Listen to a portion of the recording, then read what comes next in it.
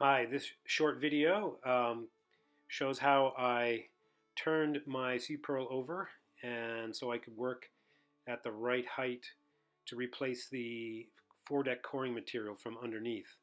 The challenge was getting it up on custom-built sawhorses by myself because this was at the beginning of the pandemic. And with a little bit of work and a car jack, I was able to do it with no damage. Happy to report.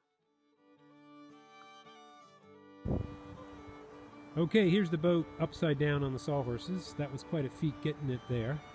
I couldn't get enough people together to help pick it up all at once, so I did it on my own with a car jack, a bunch of pallets, a bunch of blocks, a couple of stout benches.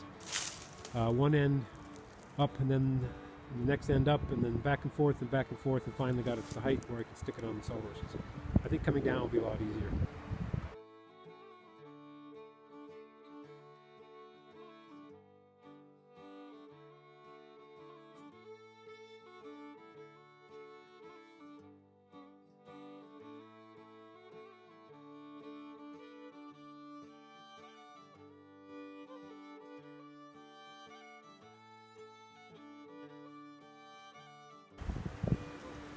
This is what's left of the core from under the foredeck. It's just powder. Just terrible. So we start from square one. I'm up in the foredeck area. That's the bulkhead, the forward bulkhead, and the main mast tube that comes down to the step on the sole. So I cut all the inside glass out. This is all soft spots here, all the way around, and the core underneath this was so wet. So I've scraped it all off, sanded this down. I have some new coring material which I'll be cutting to fit and putting that in. I went through with my saw. I went through the upper deck, and which is unfortunate, but that's an easy fix. I wasn't planning on doing any work on the foredeck from the outside, but we'll just have to patch that seam, and I did the same thing over here. That nice bright line is a cut through the outer deck. Not a problem, we can deal with that.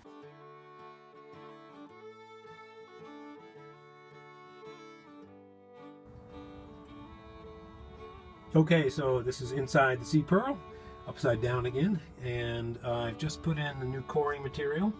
It's kind of like a puzzle piece, a lot of cuts, pretty tight cuts, and I've epoxied it down to the underside of the upper deck, and it should take just overnight to dry, and then what I'll start to do is to fiberglass over all this open bare wood. So I used epoxy and a little bit of thickener here and there, and I got some weights on it to keep it weighted down, and there you go.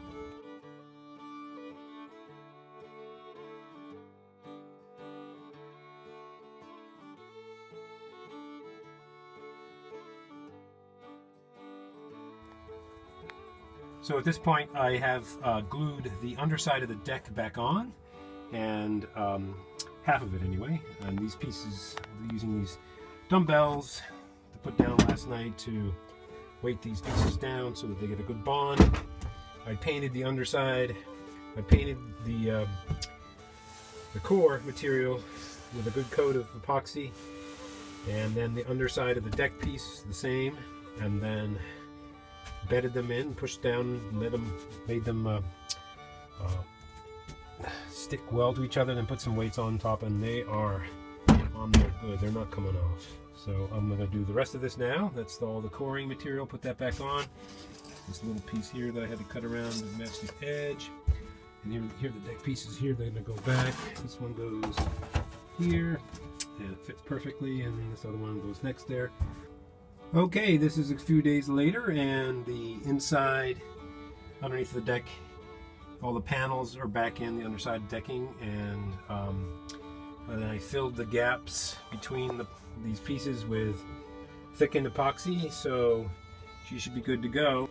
So Another thing I'm going to add to the underside of the foredeck is this plywood stringer that I've made. That is marine grade plywood, 3/4 inch.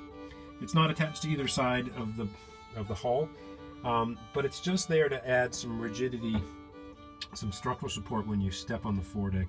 It's also going to provide a place for me to attach pad eyes. I'd rather screw into this plywood than into the coring underneath the glass here. It'll be a lot stronger. Anyway, it's not adding that much weight to the foredeck, and that's the thinking there. So, this is the second coat of just plain epoxy over the glass and the wood. So that should seal up the wood nice and tight, and it filled all the weave of the glass. So when this hardens, it'll be easy to just a quick sand, and we can throw some paint on it. And this is not going anywhere. I think this was the source of the water coming into the foredeck. This is the opening for the anchor road, the hose pipe, and they cut a hole in the deck, but they didn't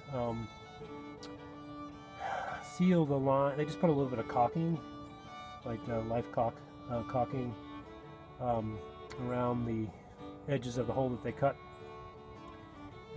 which is really not a sufficient seal. So over the years, the caulking failed and the water got in and seeped down in between the core. The core just sucked it up like a sponge.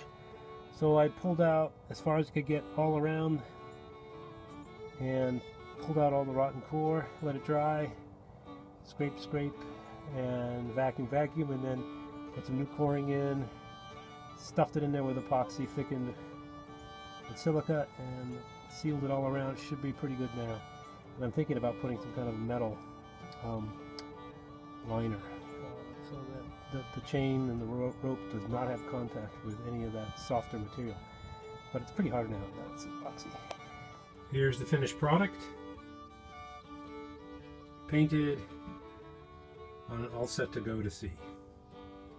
Oh, I got a through boat, a couple of pad eyes, some tie down places along that stringer to secure the oars and other lashing points.